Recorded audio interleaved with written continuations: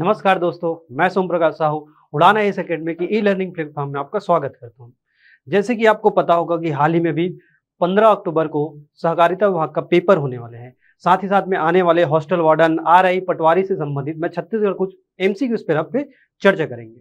ठीक है, जैसे कि आपको पता होगा अभी, ठीक, उड़ान आईएएस अकेडमी के अंतर्गत जो है स्पेशल बैच आरंभ किए गए हैं। स्पेशल बैच के अंतर्गत आप देखेंगे तो स्पेशल बैच किसके लिए भाई? सहकारिता विभाग से संबंधित अभी स्टार्ट किया गया है।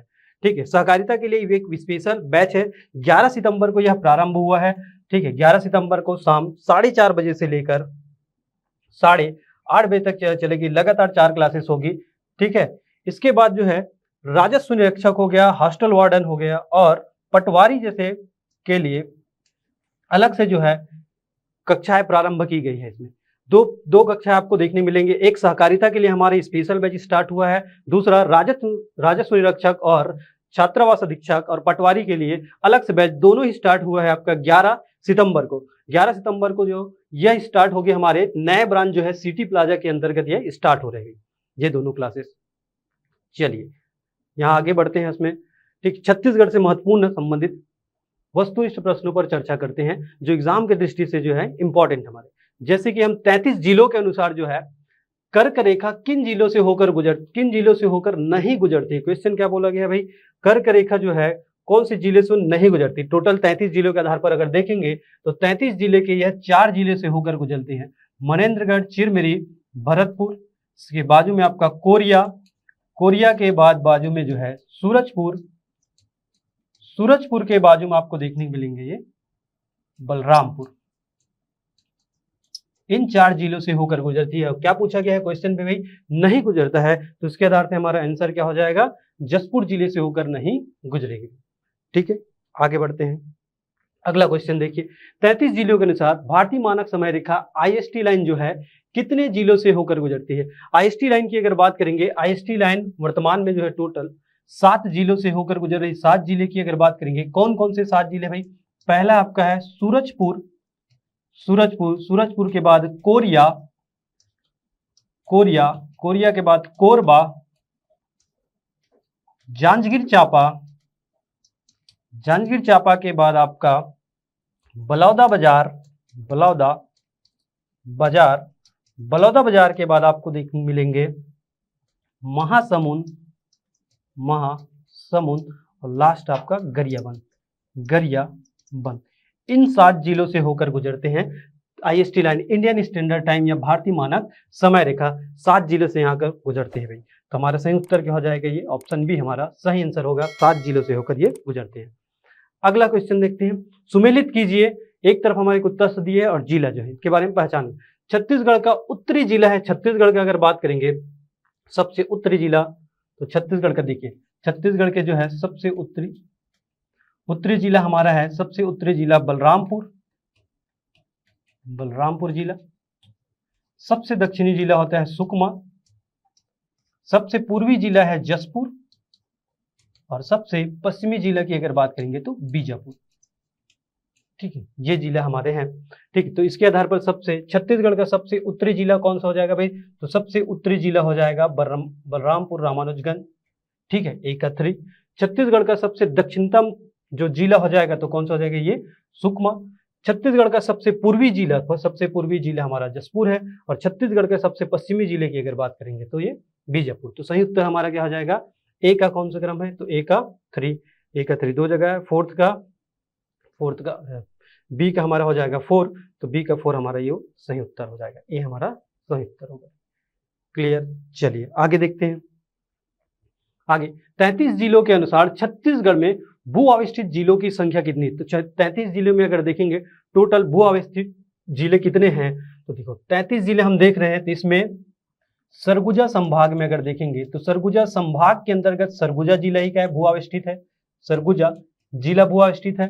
वहीं बिलासपुर संभाग में अगर देखेंगे तो बिलासपुर संभाग में 4 जिले हैं जो भू अवस्थित है। एक तो स्वयं बिलासपुर के बाद जो है जांजगीर चांपा, शक्ति जिला और कोरबा, ये चारों।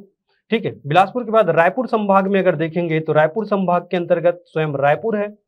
रायपुर के बाद जो है आपका बलौदा बाजार, यह दोनों जिले हैं। दुर्ग संभाग में अगर बात करेंगे तो दुर्ग संभाग के अंतर्गत 3 स्वयं दुर्ग, दुर्ग के बाद बालोद और बेमेतरा, बेमेतरा, ठीक है। और बस्तर संभाग में अगर देखेंगे तो बस्तर संभाग में एक ही जिला है, दंतेवाड़ा, दंतेवाड़ा जो है ये, ठीक है, भू अविष्ठित जिले के अंतर्गत आते हैं। तो ये जिले अगर देखेंगे 33 जिलों के अनुसार छत्तीसगढ़ में भू अविष्ठित जिलों की संख्या कितनी हो गई, तो कितना दिख रहा है भाई, लगभग 4, 5, 2, 7, 3, 10 और 11 टोटल जिलों की संख्या हमारी कितनी हो गई, 11। तो सही उत्तर हमारे क्या हो जाए, 33 जिलों के अकॉर्डिंग 11 जिले ऐसे हैं जो भू अविष्ठित है। आगे देखिए, छत्तीसगढ़ में सबसे छोटी अंतरराज्यीय सीमा वाला राज्य कौन सा है? ये पुराना क्वेश्चन आया हुआ आपका। सबसे छोटी सीमा रेखा बनाने वाला हमारा है धमतरी जिला, उड़ीसा के साथ ये सीमा साझा करता है, सबसे छोटी सीमा साझा करते हैं। अगला क्वेश्चन देखिए, अगले क्वेश्चन अगर देखिए, छत्तीसगढ़ में सुमेलित कीजिए। छत्तीसगढ़ के संदर्भ में सुमेलित करना है कि कौन कौन सा राज्य कौन कौन सी दिशा में है, ये क्या करना है। तो छत्तीसगढ़ के संदर्भ में ये बताना है। छत्तीसगढ़ के संदर्भ में अगर बताएं कौन कौन सा जिला कहाँ कहाँ पर है, तो देखिए, ठीक, ये हमारा हो गया छत्तीसगढ़। ऊपर नॉर्थ, साउथ, ईस्ट, वेस्ट। उत्तर में अगर देखेंगे तो हमारा कौन सा है, उत्तर प्रदेश है। उत्तर में उत्तर प्रदेश, दक्षिण के अंतर्गत आंध्र प्रदेश, आंध्र प्रदेश, ठीक है। उत्तर में उत्तर प्रदेश, दक्षिण में आंध्र प्रदेश। पूर्व में अगर देखेंगे, पूर्व में उड़ीसा राज्य और पश्चिम में महाराष्ट्र, ये राज्य में देखें, उत्तर दक्षिण पूर्व पश्चिम। इसके अलावा जो उत्तर, ठीक है, उत्तर पश्चिम के अंतर्गत देखेंगे, उत्तर पश्चिम में कौन सा राज्य हो जाएगा हमारा, यहाँ पर मध्य प्रदेश राज्य है, मध्य प्रदेश राज्य हो जाएगा उत्तर पश्चिम के अंतर्गत, ठीक है। उत्तर पूर्व के अंतर्गत देखेंगे तो यहाँ पर झारखंड राज्य है, और नीचे आप देखेंगे दक्षिण पश्चिम के अंतर्गत तेलंगाना राज्य है। तो टोटल ये 7 राज्यों के साथ सीमा साझा करता है। 7 राज्य जो अलग अलग दिशा में कहाँ पर, ठीक है। तो हमारा उत्तर पूर्व की अगर बात करेंगे तो उत्तर पूर्व में कौन सा हो जाएगा, ये झारखंड राज्य हो जाएगा भाई। उत्तर पश्चिम में अगर बात करेंगे तो उत्तर पश्चिम में हमें कौन सा देखने मिले, मध्य प्रदेश राज्य हो जाएगा, ठीक है। दक्षिण पश्चिम में अगर बात करेंगे तो ये हमारा दक्षिण पश्चिम में तेलंगाना राज्य हो जाएगा, और दक्षिण की अगर बात करेंगे तो दक्षिण में आंध्र प्रदेश। तो आंसर क्या हो जाएगा भाई, 1, 2, 3 हमारा ABCD ही होगा। तो सही उत्तर हमारा ए हो जाएगा। चलिए आगे देखते हैं, ठीक है। 33 जिलों के अनुसार भू अविष्ठित जिला के युग में शामिल नहीं है। अब क्या पूछा गया भाई, 33 जिला के अनुसार जो है भू अविष्ठित जिले के युग्म में शामिल नहीं, मतलब कौन कौन से इसमें दिख रहा है भाई, भू अविष्ठित है करके युग्म में शामिल नहीं है पूछा गया है। तो बालोद और दंतेवाड़ा, अभी देखिए ये दोनों तो क्या है, हमारा भू अविष्ठित जिला है, ठीक है। सरगुजा और बिलासपुर ये दोनों भी क्या है, भू अविष्ठित जिला है। शक्ति और बेमेतरा ये दोनों भी क्या है, हमारा भू अविष्ठित जिला है। तो दुर्ग और खैरागढ़ छुई खदान की अगर बात करेंगे तो खैरागढ़ छुई खदान गंडई ये मध्य प्रदेश के साथ सीमा साझा करता है, तो ये युग्म हमारा सही नहीं है। तो प्रश्न के हिसाब से हमारा यही सही उत्तर हो जाएगा। आगे देखिए, छत्तीसगढ़ में निम्नलिखित भागों में कौन सर्वाधिक प्राचीन शैलों से बना हुआ है। जो अलग अलग भाग दिए हुए, हसदे रामपुर बेसिन हो गया, रायपुर उच्च भूमि हो गया, सरगुजा बेसिन हो गया, बैलाडीला की पहाड़ियां हो गया। अगर ये बात करेंगे सबसे सर्वाधिक प्राचीन की अगर बात करेंगे तो सर्वाधिक प्राचीन आपको जो है, ठीक है, हसदे रामपुर बेसिन की अगर बात करेंगे तो ये कौन सी क्रम की चट्टानों से बना हुआ है, गुणवाना क्रम की चट्टानों से आपको देखने मिलेंगे, गुणवाना शैल से बना हुआ है। रायपुर उच्च भूमि की अगर बात करेंगे तो रायपुर उच्च भूमि में जो आपको मिलेंगे कडप्पा क्रम की कडप्पा चट्टाने, ठीक है। सरगुजा बेसिन में अगर बात करेंगे तो सरगुजा बेसिन में आपको देखने मिलेंगे यहाँ पर जो है ये आर्कियन क्रम की चट्टाने हैं। और बैलाडीला की पहाड़ी की अगर बात करेंगे तो धारवाड़ में आपको धारवाड़ क्रम की चट्टानों में क्या मिलेंगे, ठीक है भाई, बैलाडीला की पहाड़ी में धारवाड़ क्रम की चट्टाने देखने को मिलेंगी। तो सबसे प्राचीन इन लोगों में अगर बात करेंगे तो सबसे प्राचीन किसे माना जाता है भाई, आर्कियन क्रम की चट्टाने हमारे सबसे प्राचीन माने जाते हैं। तो सही उत्तर कौन सा, सरगुजा बेसिन हमारा क्या हो जाएगा, ये आर्कियन क्रम की चट्टानों से निर्मित है, ठीक है।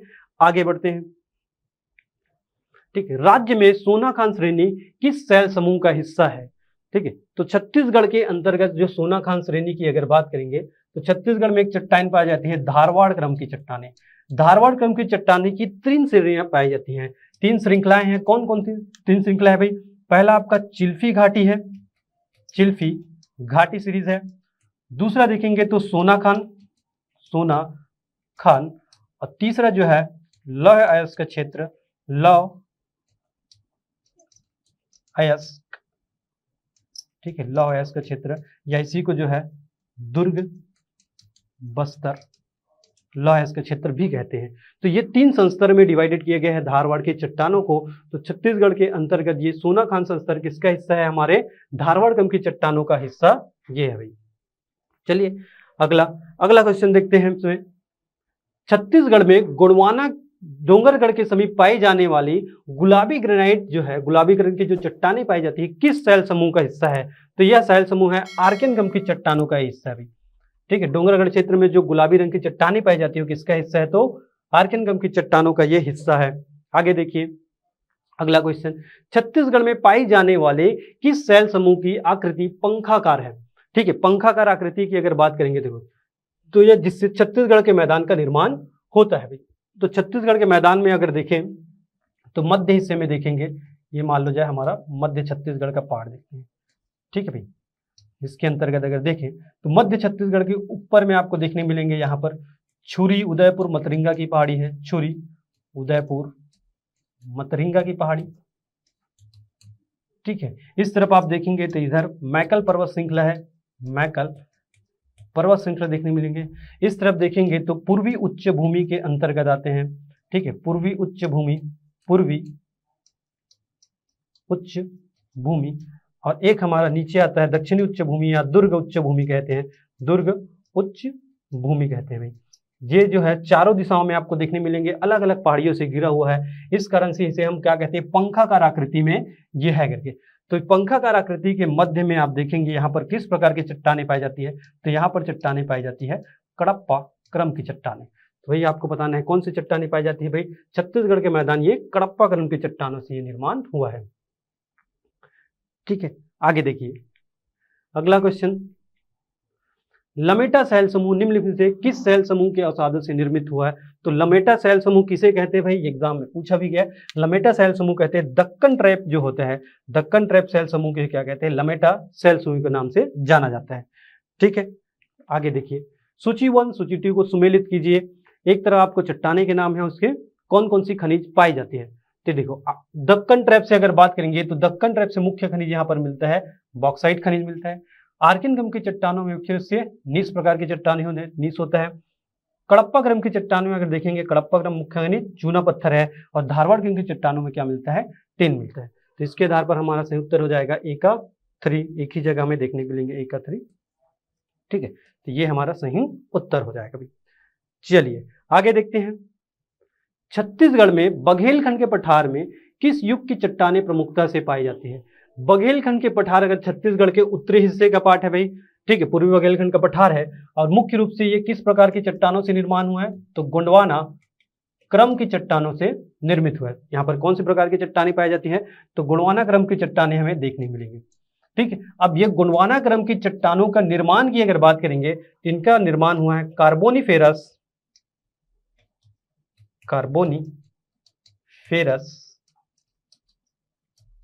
युग से लेकर जो है जुरासिक युग के मध्य, जुरासिक युग में, कार्बोनीफेरस से जुरासिक युग के मध्य इनका निर्माण होता है। तो हमारा सही उत्तर क्या हो जाएगा भाई? इसमें एक ही आपका दिया हुआ है जुरासिक युग। तो जुरासिक युगीन कालीन जो है चट्टानें मिलती है, जो कौन सी है भाई? गोंडवाना क्रम की चट्टानें हैं। कहां पर मिलती है? पूर्वी बघेलखंड के पठार में। आगे बढ़ते हैं, उत्तर छत्तीसगढ़ में प्रदेश की सर्वाधिक उच्च भूमि है। उत्तर जो है उत्तर छत्तीसगढ़ के अंतर्गत देखेंगे पूर्वी बघेलखंड का ही पठार है। पूर्वी बघेलखंड के पठार का हिस्से इनमें से कौन सा है भाई? पूर्वी बघेलखंड के पठार आप देखेंगे तो सभी के सभी हिस्सा, ठीक है, सूर्योदयपुर को छोड़कर जो है। तो यहाँ पर सबसे क्या पूछा? उच्च भूमि की बात की गई। तो उच्च भूमि हमारा कौन सा है?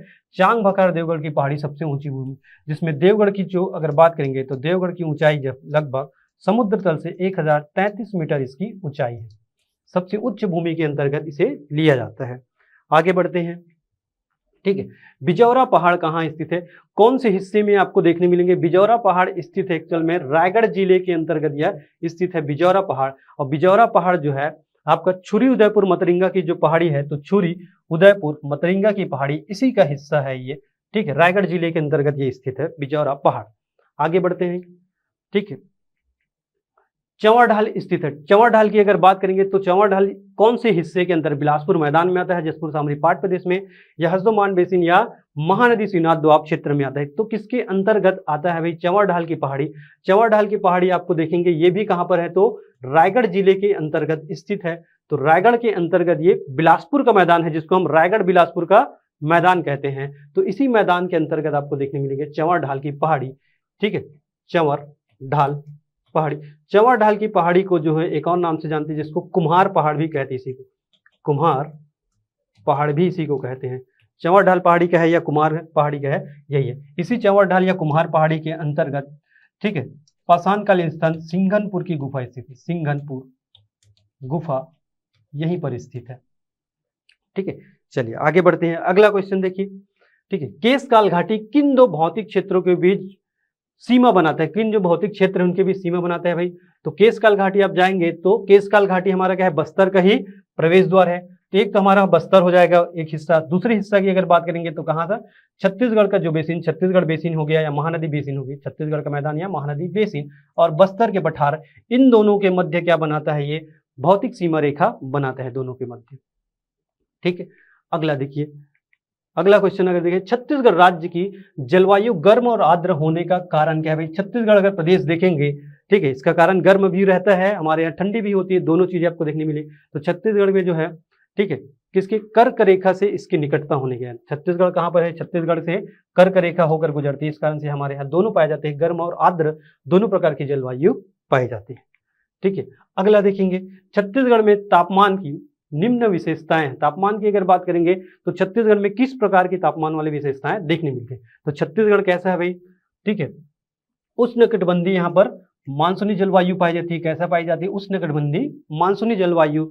और दूसरा, यह जलवायु अगर बात करेंगे तो शुष्क उपाद्र भी पाया जाता है, क्योंकि कर्क रेखा से समीपता है, इस कारण से उष्णकटिबंधीय भी है और शुष्क उपाद्र दोनों आपको नहीं। तो हमारा सही उत्तर क्या हो जाएगा? 1 और 3 दोनों हमारे सही होंगे। आगे बढ़ते हैं। चलिए, छत्तीसगढ़ की लाल पीली मिट्टी निम्नलिखित में से किस तरह की चट्टानों पर विकसित हुए? लाल पीली मिट्टी की अगर बात करेंगे तो लाल पीली मिट्टी आप देखेंगे किस प्रकार की चट्टानों से हुआ भाई? तो ग्रेनाइट शिस्ट जो चट्टाने हैं, ग्रेनाइट शिस्ट चट्टानों से किसका निर्माण होता है? लाल पीली मिट्टी का निर्माण। बेसाल्टिक लावा की अगर बात करेंगे तो बेसाल्टिक लावा से हमारे काली मिट्टी का निर्माण होता है। ठीक है, चूना पत्थर वाला आपका कड़प्पा वाला चूना पत्थर वाला हो गया, यहाँ पर भी आपको देखने मिलेगा। मुख्य रूप से अगर देखेंगे तो ग्रेनाइट शिस्ट वाला जो है तो लाल पीली मिट्टी का निर्माण इससे होता है। आगे देखते हैं, छत्तीसगढ़ में निम्नलिखित मिट्टियों में स्थानीय नाम में कौन सा सही नहीं है? क्या बताना है? सही नहीं है, गलत है भाई, इसमें से कौन सा? तो किसे जो स्थानीय नाम, लाल पीली या पीली चिकली मिट्टी की अगर बात करेंगे तो इसे मटासी के नाम से ही जानते हैं, ये तो सही है भाई। काली मिट्टी की अगर बात करेंगे तो काली मिट्टी को कन्हार मिट्टी कहते हैं, ये भी सही है। काली मिट्टी एवं पीली मिट्टी दोनों का मिश्रण, जो काली और पीली दोनों का मिश्रण की अगर बात करेंगे, काली मिट्टी हो गया, लाल पीली मिट्टी, दोनों के मिश्रण को क्या कहते हैं भाई? कछारी नहीं कहते, इसको कहते हैं डोरसा मिट्टी कहते हैं, डोरसा मिट्टी कहते हैं। तो ये हमारा क्या रहेगा भाई? ठीक है, सही नहीं है, सही सुमेलित नहीं है। और अनुपजाऊ लेटराइट मिट्टी को भाटा मिट्टी या मुर्मी मिट्टी कहते हैं इसी को। ठीक है, आगे बढ़ते हैं। अगला क्वेश्चन देखिए, निम्नलिखित में से किस मृदा को छत्तीसगढ़ में टिकरा कहा जाता है? स्थानीय नाम टिकरा किसका है भाई? टिकरा मिट्टी ज्यादातर जिसमें रेतीला है उसी को हम टिकरा मिट्टी कहते हैं। तो कौन सी मिट्टी रेतीली है भाई? जो लाल पीली रेतीली मिट्टी है, लाल रेतीली मिट्टी जो है, या इसी को जो है लाल बलुआ मिट्टी। ठीक है, इसी मिट्टी को जो है टिकरा मिट्टी के नाम से जाना जाता है स्थानीय स्तर पर जो है। आगे बढ़ते हैं, अगला क्वेश्चन देखिए, सुमेलित कीजिए इसमें मिट्टी और उसके गुण को, जो है मिट्टी और उसकी गुणवत्ता के आधार पर कौन सा जो सुमेलित नहीं है बताना है। कौन सा सुमेलित नहीं? भाटा मिट्टी की अगर बात करेंगे तो जैव पदार्थ युक्त गाद वाली मिट्टी है क्या? नहीं, ये बिल्कुल गलत है भाई, जैव पदार्थ युक्त गाद वाली मिट्टी नहीं है। ठीक है, ये हमारा तो सही उत्तर सही नहीं है, पूछा है तो हमारा सही उत्तर हो जाएगा, यही हमारा सही उत्तर हो जाएगा। बाकी अगर देखें तो मटासी के बलुई दोमट पीले रंग की मिट्टी है, सही है भी। ठीक है, कन्हार मिट्टी की अगर बात करेंगे तो बारीक कणों वाली जो काली या गहरी भूरी मिट्टी होती है। टिकरा मिट्टी की अगर बात करेंगे लाल रंग की बलुई मिट्टी होती है। तो बाकी तीनों तो सही है। अगला देखिए, मिट्टी में से कौन सी जोड़ी छत्तीसगढ़ की मिट्टी और विशेषताओं सुमेलित है? सेम क्वेश्चन आ गया है क्या? अगला देखिए, निम्न स्थानों में से कौन सा जो क्रम उद्गम से महानदी की समीपवर्ती क्षेत्रों के अंतर्गत। अब देखो इसमें जो पूछा गया है कौन सा भाई? महानदी के उद्गम। महानदी के जैसे उद्गम होते हैं तो पहले कौन से जगह, आपको जगह की बात की गई, कौन कौन से जगह आएंगे, फिर दूसरे में कौन से। तो महानदी आप देखेंगे तो महानदी इस तरह से जो प्रवाहित होते हैं, प्रवाहित होने के बाद कौन कौन से जगह से आपको देखने मिलेंगे। तो सबसे पहले अगर देखेंगे तो धमतरी के अंतर्गत जो सिहावा पहाड़ी से ये निकलती है। सिहावा पहाड़ी से निकलने के पश्चात जो प्रमुख जगह है, राजिम के अंतर्गत त्रिवेणी संगम बनाते हैं पहला तो, ठीक है। राजिम के ऊपर अगर जाएंगे तो राजिम के ऊपर आपको क्या मिलेंगे, आरंग, एक जगह हमारा आरंग। आरंग से आगे जाएंगे तो यहाँ पर सिरपुर, सिरपुर से आगे बलौदाबाजार जाएंगे तो यहाँ पर हमें मिलेंगे पलारी, और पलारी से ऊपर जांजगीर चांपा जाएंगे तो यहाँ पर मिलेंगे सिवरी, नारायण, ठीक, सिवरी नारायण। लास्ट इधर देखेंगे तो चंद्रपुर, शक्ति जिला के अंतर्गत चंद्रपुर। तो इसके आधार पर हम देखें तो सबसे पहला हमारा कौन सा आ जाएगा, तो राजिम हमारा पहला हो जाएगा भाई, ठीक है। राजिम के बाद अगर देखेंगे तो राजिम हमारा पहला हिस्सा हो गया, ठीक है, राजिम जो पहला हो गया। दूसरा इसके बाद देखेंगे तो सिरपुर, तीसरा पलारी, चौथा सिरनारायण। तो ये हमारा क्या हो जाएगा, उद्गम से लेके समीपवर्ती क्षेत्रों की अगर बात करेंगे तो ये हमारे क्रम हो जाएंगे, ठीक है। आगे बढ़ते हैं। छत्तीसगढ़ का एक प्राचीन गढ़ पीथमपुर किस नदी के किनारे है।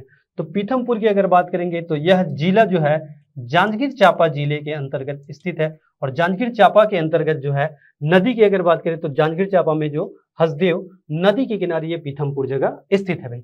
यही पीथमपुर के अंतर्गत मंदिर है, प्रसिद्ध मंदिर कलेश्वर महादेव का मंदिर, कलेश्वर महादेव का मंदिर है। चलिए आगे देखिए, ठीक है। महानदी निम्नलिखित सहायक नदी, महानदी की सहायक नदियों के बारे में पूछा गया, कौन कौन से महानदी की इसमें से सहायक नदी है, ठीक है। तो इसमें अगर बात करेंगे तो इंद्रावती नदी तो महानदी की सहायक नदी नहीं, शिवनाथ है, ठीक है। हसदेव की अगर बात करेंगे तो हसदेव भी महानदी की, सबरी नहीं है। तो केवल 2 और 3, तो 2 और 3 हमारा सही हो जाएगा, महानदी के दोनों सहायक नदियां हैं, ठीक है। आगे बढ़ते हैं। छत्तीसगढ़ में महानदी अपवाह व्यवस्था में निम्नलिखित कथन से संबंधित है। अब महानदी अपवाह व्यवस्था के बारे में संबंध में बताना भी, महानदी अपवाह व्यवस्था छत्तीसगढ़ की सबसे बड़ी व्यवस्था है। देखो जितने 5 अपवाह तंत्र अभी देखते हैं हम, ठीक है, तो छत्तीसगढ़ में सबसे बड़ी अपवाह तंत्र लगभग 56% हिस्सा इसी के अंतर्गत आता है। 56% जो है महानदी अपवाह तंत्र का ही हिस्सा है, ठीक है। शिवनाथ महानदी की सबसे बड़ी सहायक नदी, तो ये भी कथन हमारा बिल्कुल सही है, सबसे बड़ी सहायक नदी है जो 290 किलोमीटर प्रवाहित होती है, 290 किलोमीटर प्रवाहित होती है छत्तीसगढ़ के अंतर्गत जो है, ठीक। तीसरा, हसदो और पैरी महानदी की अन्य सहायक नदी है, तो हसदो भी सहायक नदी है और पैरी भी सहायक नदी है, तो दोनों भी इसकी सहायक नदी है। तो ये क्या है भाई, हमारा सही कथन है। तो 1 2 3 तीनों कथन कैसा है हमारा, ठीक है, तीनों कथन इसमें सही है। आगे बढ़ते हैं।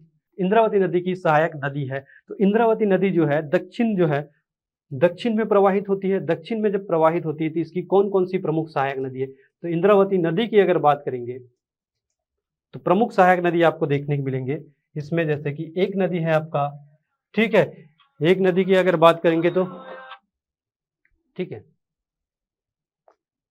इसमें देखेंगे पहला हमारा नदी है कोटरी, ठीक है, कोटरी के बाद जो में निबरा,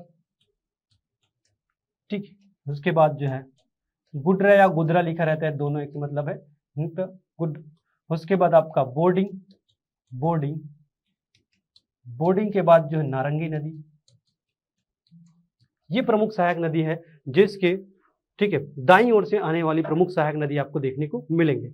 नीचे से अगर बात करेंगे, नीचे एक सहायक नदी आती है इनकी डंकनी नदी, डंकनी सहायक नदी है। डंकनी की सहायक नदी जो है शंखनी है, शंखनी, ठीक है। और एक नदी की अगर बात करेंगे तो नंदी राज नदी, और एक हमारे नदी देखेंगे चिंता वागु।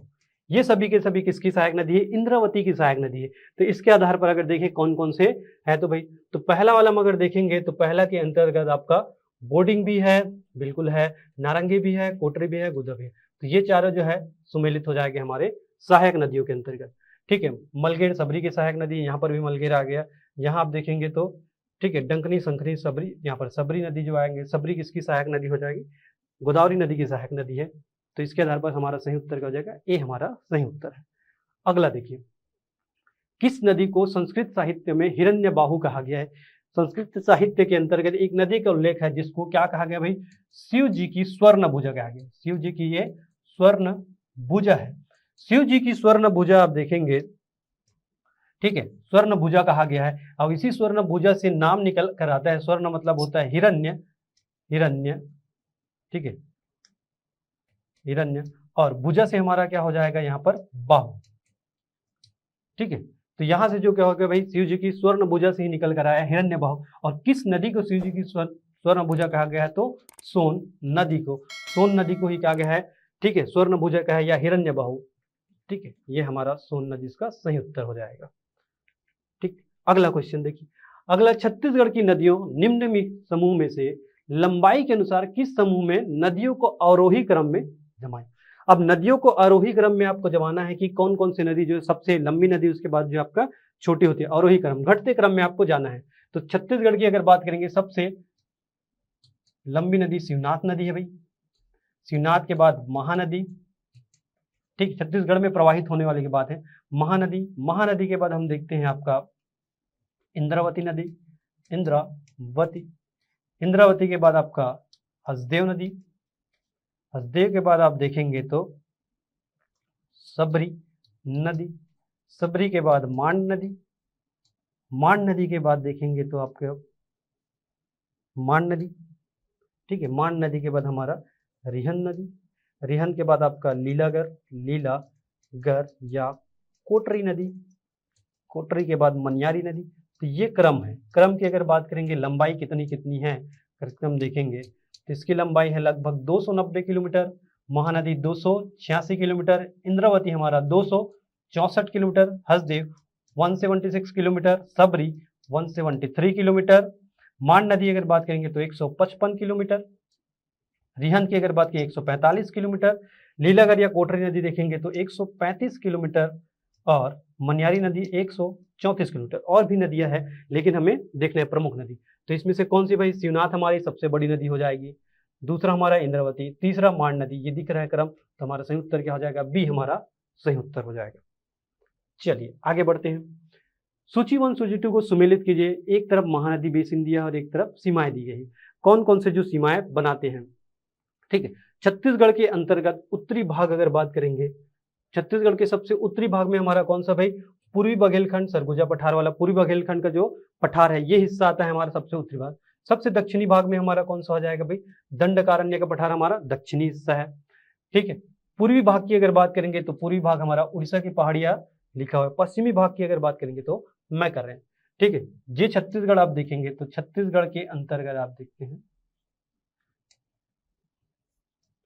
छत्तीसगढ़ में ऊपर वाला जो ये हमारा पूर्वी बघेलखंड का पठार है, पूर्वी बघेलखंड का पठार, ठीक है भाई। नीचे आपका ये हिस्सा हमारा दंडकारण्य है, दंडकारण्य का पठार, ये वाला हिस्सा हमारा मैकल पर्वत श्रृंखला है, ठीक है। इस तरफ अगर देखेंगे तो उड़ीसा का पठार का है, यहाँ पूर्वी उच्च भूमि है छत्तीसगढ़ का हमारा, पूर्वी उच्च भूमि, जहां पर शिशुपाल पहाड़ी, रदन की पहाड़ी, सोनबेरा का पठार, ये सारी जगह आती है इसके अंतर्गत, ठीक है। तो इसके आधार पर हमारा सही उत्तर कौन सा हो जाएगा भाई, एक अथरी, तो एक अथरी एक ही जगह है, तो हमारा सही उत्तर हो जाएगा पहला वाला। चलिए आगे बढ़ते हैं, अगला क्वेश्चन, नदी और जलप्रपात को, कौन सी नदी में कौन कौन सी जलप्रपात है सुमेलित कीजिए। सुमेलित करना है इसके अंतर्गत, तो हसदेव नदी में अगर बात करें तो हसदेव नदी में कौन सा जलप्रपात है भाई, हसदेव नदी में आपको देखने मिलेंगे, ठीक है, अमृतधारा जलप्रपात, बनास नदी में हमारा रामदाह जलप्रपात है, इंद्रावती नदी में देखेंगे चित्रकूट जलप्रपात है, और कांगेर नदी की बात करेंगे तीरथ, कांगेर की एक्चुअल में सहायक नदी पर है, ऑप्शन के हिसाब से हम इसी में ले लेते हैं, ठीक है। तीरथगढ़ जलप्रपात एक्चुअल में कहां पर है, मुनगा बहार नदी में, मुनगा बहार नदी, ठीक है, मुनगा बहार नदी पर आपको देखने को मिलेंगे ये, ठीक है। तो इसके आधार पर हमारा सही उत्तर हो जाएगा ए का 4, ठीक है, बी का 2, ए का 4 और बी का 2 वाला हमारा सही उत्तर हो जाएगा ऑप्शन बी। चलिए आगे बढ़ते हैं, अगला क्वेश्चन, निम्नलिखित जोड़ों में से कौन सा सही नहीं है, कौन सा सही नहीं है देखिए, ठीक है भाई। तो यहाँ पर एक तरफ बांध दिया है, एक तरफ नदी, तो कौन कौन से बांध कौन सी नदियों पर है, खुड़िया रानी बांध, खुड़िया रानी अगर बांध करेंगे, खुड़िया रानी बांध हमारा जो है मनियारी नदी पर है, मुंगेली जिले के अंतर्गत ये बांध आपको देखने को मिलेंगे, मुंगेली जिला में ये खुड़िया रानी बांध है, तो बिल्कुल सही है भाई। खुटाघाट बांध की अगर बात करेंगे खारंग नदी पर है, तो ये भी बिल्कुल हमारा सही है। खुटाघाट बांध कहाँ पर है, तो खारंग नदी पर रतनपुर के पास बिलासपुर जिला में आपको देखने को मिलेंगे। मिनी माता हसदो बांगोबाद अरपा नदी पर, तो ये बिल्कुल गलत है, ये हमारा सही नहीं है। तो पूछा क्या भाई, सही नहीं है। अरपा की जगह ये किस पर है, हसदेव नदी पर है। कोरबा जिले के अंतर्गत जो है ये आपको देखने मिलेंगे मिनी माता हसदो बांगोबाद, कोरबा जिले में हसदेव नदी पर, और बोध घाट परियोजना इंदिरा नदी पर, तो ये भी बिल्कुल सही नहीं है। पूछा है तो हमारा इसके आधार पर सही उत्तर क्या हो जाएगा, ये सुमेलित नहीं है। चलिए आगे बढ़ते हैं। ठीक है भाई, तो यहाँ तक हमारा प्रमुख क्वेश्चन रहा है। आगे हम अन्य जो है इतिहास से संबंधित, कल्चर से संबंधित, छत्तीसगढ़ की जनजातियों से संबंधित, ठीक है, अन्य पर्यटन से संबंधित हम क्वेश्चन लेकर आएंगे आगे भी। धन्यवाद, मिलते हैं अगले वीडियो में। बहुत बहुत धन्यवाद।